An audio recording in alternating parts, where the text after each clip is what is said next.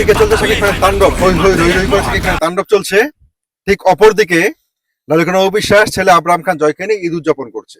ভক্তরা বলছে স্ত্রী হলে এমন স্ত্রী হওয়ার প্রয়োজন অবিশ্বাসের মতো। দেখেন, আপনি আপনার সন্তানকে নিয়ে ঈদ উদযাপন করবেন, বাবা তার কাজের প্রতি প্রায়োরিটি দিবে এবং তার কাজকে ফোকাস করবে এবং তার কাজকে নিয়েই ব্যস্ত থাকবে।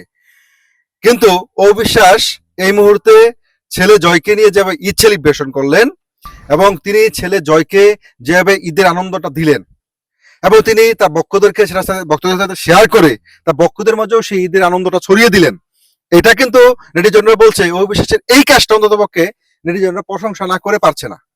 তো গায়েস, অবিশ্বাস শাকিব খান তাদের যে জুটি এবং তাদের যে সন্তান আব্রাহাম খান জয়, এই জয়কে নিয়ে বিভিন্ন প্রশ্ন থাকলেও বা অবিশ্বাস এবং শাকিব খানের এই যে তাদের রিলেশনশিপটা নিয়ে প্রশ্ন থাকলেও মা হিসাবে অবিশ্বাস কখনো জয়ের প্রতি দায়িত্ব পালনে কখনো অবহেলা করেনি এবং মা হিসাবে অবিশ্বাস সবসময় তার সন্তানকে সবকিছুর উপর রেখেছেন।